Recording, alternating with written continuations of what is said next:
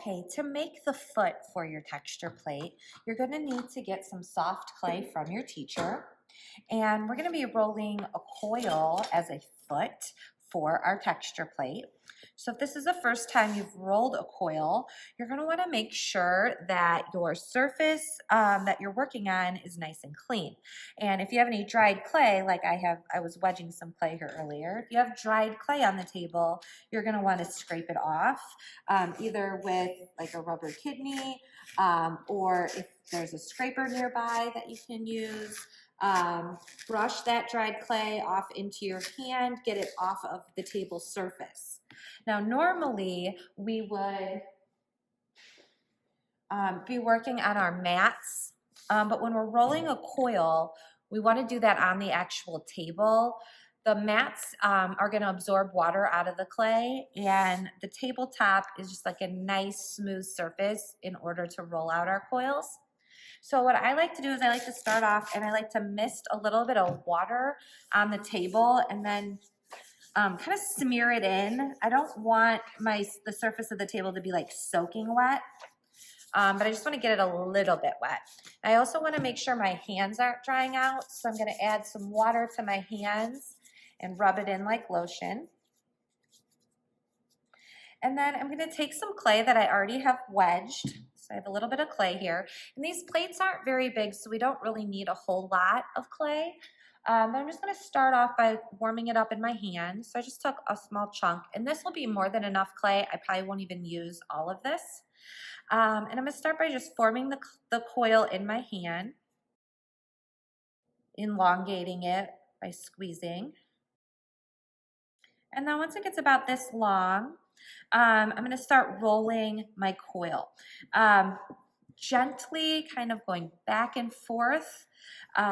This back and forth motion to get started is going to get the lumps out of the coil. It's going to help round the coil.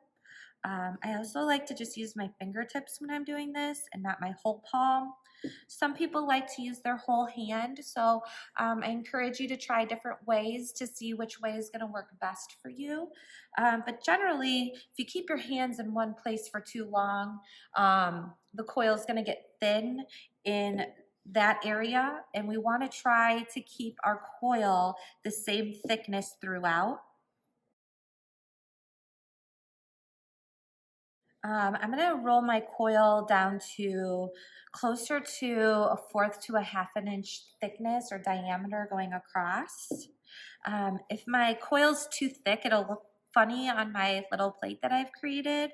If my coil's too thin, structurally it won't look good and it might not be able to hold my plate up very well.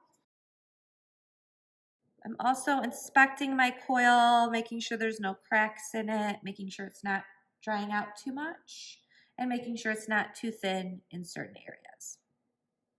Once I have my coil rolled out, I do want to go back to working on my mat.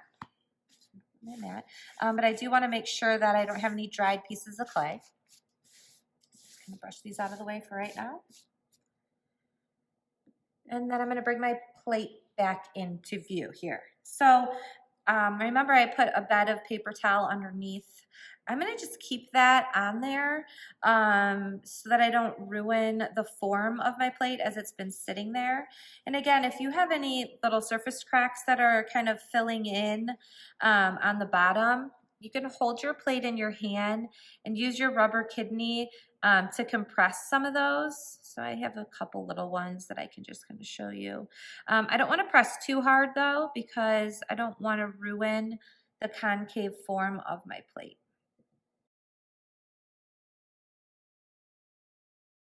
Now this coil is going to be way more than I need, but I'm going to keep all of it and I'll cut away what I don't want just to make sure that I have enough. So I'm going to look down on my plate. So I'm standing while I'm working so I can get a better eyes view looking down. And I want my foot to be centered on my plate. Now, just because I have this much coil doesn't mean that my foot should be this big. Okay, so I would say you want at least an inch from the edge of your plate to where your foot is, all the way around. Okay, so if we're thinking about that, at least an inch to an inch and a half from the edge of your plate. So we want our foot to be circular. So for the circle plate, you're just gonna kind of mirror the outside edge. And again, or not again, but as I'm forming my foot, I want my coil to overlap itself. So I'm almost gonna stack it on top of itself like this. And that's gonna help me to make a nice cut. It's also gonna help me to look down and center this on my plate. So I'm trying to get even spacing all the way around. For my squared plate here, it'll be the same kind of an idea. You still want to try to center your foot, okay? But your corners are gonna be a little bit wider. So you're just gonna, again, you're gonna look down at it from above, make adjustments as needed. I sometimes even like to scrouch down and look at it from the side and make sure that I like the way that it looks before I make my cut. I'm not gonna cut on top of my plate. So once I get it adjusted, and you can see here that the coils are stacked on top of each other, or the coil is stacked on top of itself. I'm gonna move my plates off over here.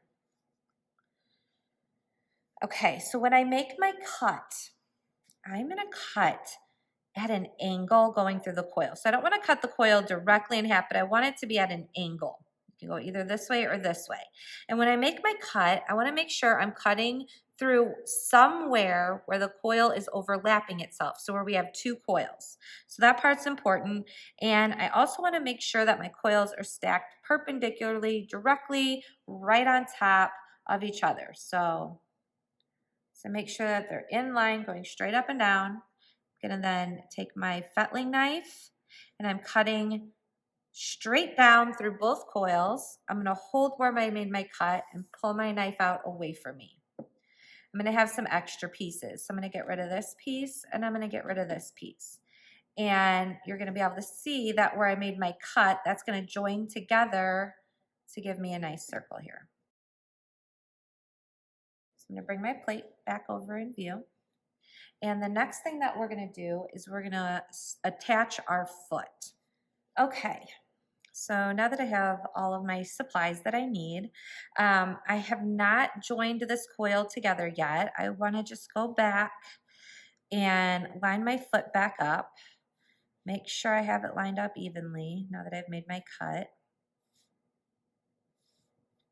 And then either using your wooden scribe tool or maybe on the back of your stiff blending brush if that has been sharpened to a point, or even with just a dull pencil, I'm going to carefully trace to make an indentation in the clay along the outside where my foot is attached to my plate. And then I'm also going to do the inside as well. And then I'm going to carefully flip this over, my foot over.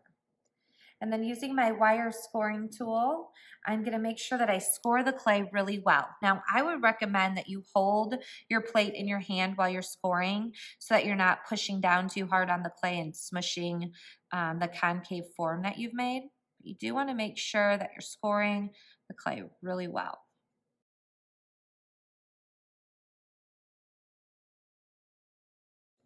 I'm also going to score the join where my coil is going to join to itself and the bottom of the coil where it's going to attach to my plate.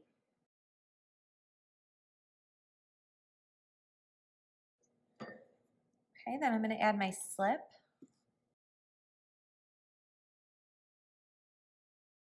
And I'm going to make my attachment. So again, I'm looking down from above. Make sure that I'm still lined up, centered. I'm not going to apply too much pressure yet because I don't want to smush my plate. I just want to make sure everything looks lined up before I do any blending. And then just kind of carefully pick up my plate, get it from the side, We gently kind of tap down on my foot to make sure the slip is really sticking. And then I'm gonna let my slip dry here for a little while before I do any blending. Um, from my experience, trying to blend the clay while it's still really, really soft can cause problems. So I'm just gonna let this sit for maybe 5 minutes, and then I'll come back and I'll show you how to blend the foot to help seal the seam, make this seamless. And then we'll talk about carving our name and class code in the bottom, and that'll be it. All right, so after you've let your slip dry for a little while, the next step is to blend the seam. So whenever we attach two pieces of clay together, we always want to slip, score, and blend. So I'm going to use this modeling tool to blend my seam, and I'm going to do this on the outside of the coil and on the inside. And basically what I'm doing is I'm going to pull a little bit of clay from the foot or from that coil that we created, and I'm going to pull it onto the surface of my plate. So I'm basically pulling the clay down to fill in the seam. Now, when I'm doing this, I'm just taking a little bit of clay, so I want to make sure that I still have enough left for my foot. It is going to make the foot look funny at first, but we're not done yet. So we're going to blend by pulling this clay down, and then I'm going to go back in and kind of reshape my foot on the outside, and then I'll do the same thing on the inside. Again, I would hold your plate in your hand while you're doing this step. I'm doing this away from me so the camera can see what I'm showing you. It might be easier to pull towards you while you're blending, but I would use the rounded side of the modeling tool. And if you need to clean your tool off occasionally as you're working, go ahead and do that as well. If the slip really builds up on there, that can cause some issues too. So I also want to blend and compress the seam where my coil joined itself. So I'm just going to use my modeling tool. I'm gonna go back and forth over that seam. Again, this is making my seam look seamless or as if it weren't there. And it's also making that join stronger. Okay, so I'm just gonna continue doing this all the way around my coil.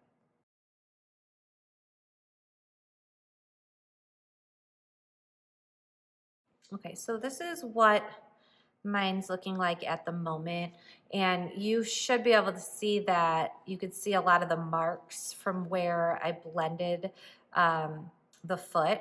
So I'm going to go in, and there's a couple of tools I can use. I could use my stiff blending brush. I could use my finger. I generally like to use my finger. You could use any sort of a rounded tool. So like I could use the side of my stiff blending brush or my wooden scribe tool just to kind of help blend in that seam a little bit more and get my foot rounded again.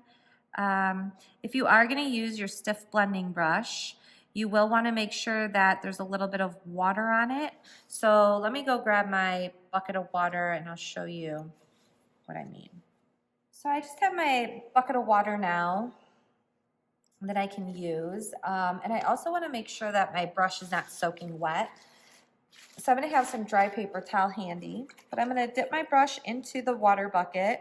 I'm going to blot my brush off on some dry paper towel so that my brush is damp but not soaking wet. And then I'm going to use that to help me kind of blend my seam a little bit better and help me to shape my foot back the way it needs to be.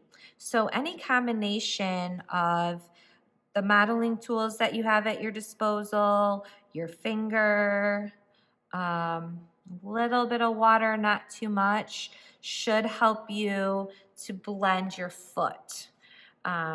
You really do just have to look at it from lots of different points of view, especially from the side view to see what it looks like. I'm gonna come back to that in a minute, but I wanna also show you that we're gonna be blending the inside of the foot. Some of you, it's gonna depend again on the size of your foot, so I'll show you in a second, but you do wanna blend the inside of the foot as well as you're able to also.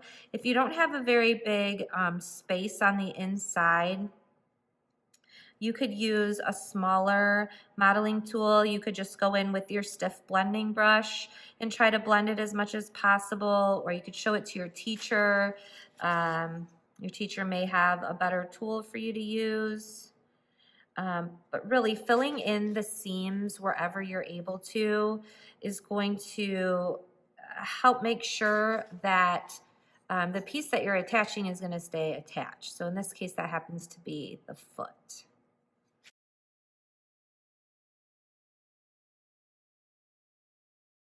Okay, so you can see it's still kind of rough inside there, so I'm still gonna go back in with my finger and blend and with my stiff blending brush. So I'm just gonna take a few minutes to clean up my foot, make sure I like the way it looks all the way around.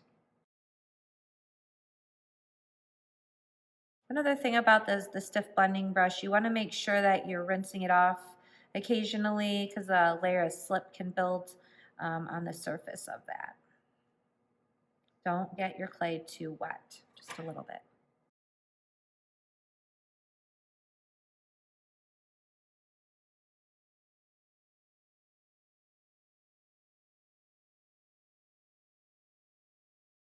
Another thing I'm noticing as I'm blending my foot, when you're using the modeling tool and blending, you may also create some areas off of the foot that's just on the surface of your plate that need to be blended again or smoothed out. So make sure you're looking at all areas of this before you say you're done with it to make sure everything looks smooth and clean, because once these dry out, there's really no going back and fixing things. You got to do it all at this point.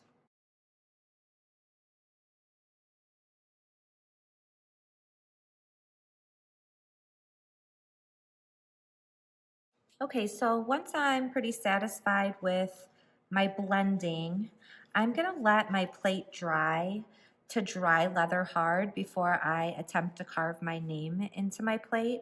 So to help speed up that process, I am gonna wrap my plate in some dry paper towel, and I'm gonna put it in my plastic bag, and I'm gonna let it sit overnight until next class. And by next class, my plate should be dry leather hard.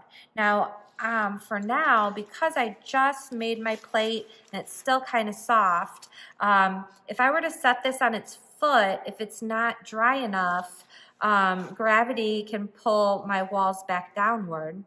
But before I put it in my bag upside down, I do want to look at it before I let it dry out and make sure from the top view that I like the way it looks. Sometimes the little bed of paper towel has created little wrinkles on the surface that you might want to try to blend in a little bit with your finger. The glaze will hide most of that, so I wouldn't worry about that too much. But it's also a good idea to just kind of bend down and look at your plate from the side. Turn it. Make sure that it's still looking symmetrical,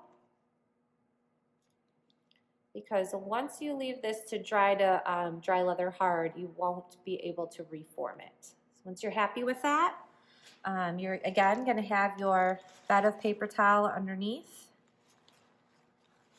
And then I would just wrap the whole thing in dry paper towel.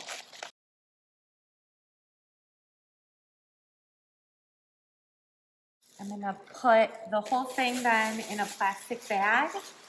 I don't want to leave my bag open. The dry paper towel and the bed of paper towel are going to help to absorb some of the moisture out of the clay. So just make sure this is sealed by twisting the bag up or using a clothespin. And then I'll let this sit to become dry leather hard, and then I'll come back once mine's dry leather hard, and we'll talk about the very last finishing steps on these. Okay, so once your plate has dried to stiff leather hard or dry leather hard, you'll know because it's no longer flexible, it's no longer wobbly. If you needed to adjust it, you really wouldn't be able to. If we applied too much pressure, parts would crack off. So the next step that I would do once my clay is at dry leather hard, I want to make sure that my plate is sitting level and it's not rocking back and forth at all. If your plate is rocking back and forth a little bit, you can go to the actual table here. And I like to just kind of gently tap my plate down on the table, maybe gently rub it back and forth like this. This is just going to help even out that foot, make it a little bit flat on the bottom instead of curved like the coil was. It'll just help it to sit a little bit more flat. And then we also want to write our name and class code somewhere on the bottom.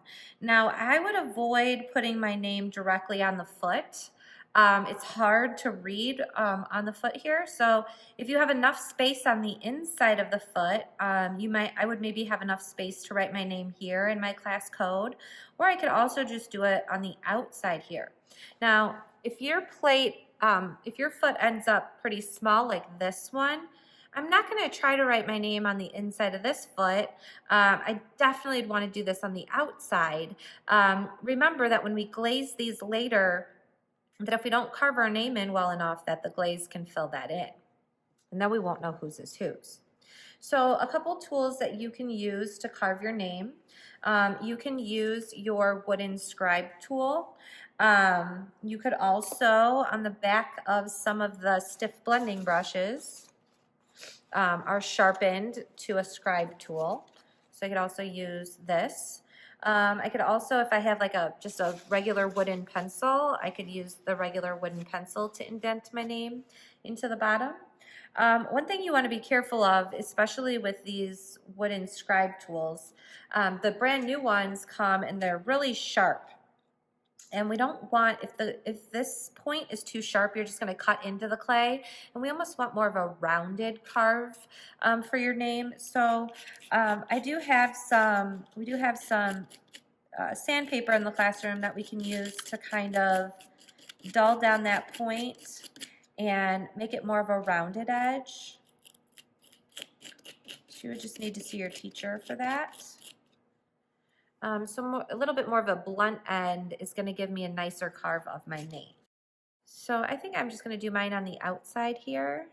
Again, you're going to do your first name, last initial, or first initial, last name. So I'll do L. Cowan. And I probably could have let my clay dry out a little bit more, but that's okay. I'm going to go over my name a couple of times, but in between I'm getting these little burrs that are forming. So I'm going to use my stiff blending brush to kind of brush away some of those burrs. And then I like to go over my name a couple of times to make sure I've carved deep enough for my name to be read. So I might kind of go back and forth once I get my initial carving in there, just to make this a little bit wider and deeper. I also do want to make sure that I eventually take care of all of those burrs, those little crumbly pieces from where you're carving your name. Later on, those can become quite sharp. We don't want anyone to cut themselves on our work. And then I'm not going to put a class code on mine, but just a reminder that your class code will be whatever class period you have. So if you have first period ceramics, then you would have the number 1. If you had second period, it'd be the number 2, and then the initial of your teacher. And it can go either way. It can go teacher initial and then class period, or it can go class period and then teacher initial, just so long as we have both. Sometimes these little burrs really want to get stuck, so using something to help scrape them out and clean those up as much as possible will be helpful later.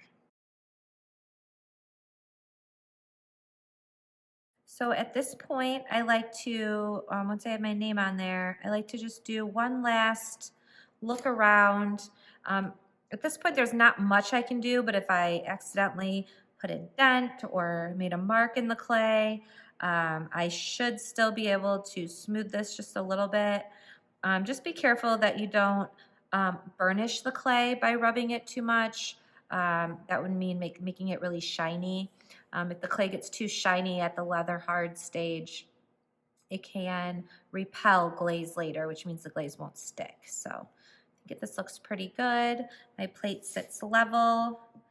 My name and class code are on it. I'm happy with my finished product. At this point, I could turn my plate into my teacher to dry to bone dry and then be fired. And we'll come back in a separate video then to show you how to glaze these after the bisque fire. Thank you, everyone.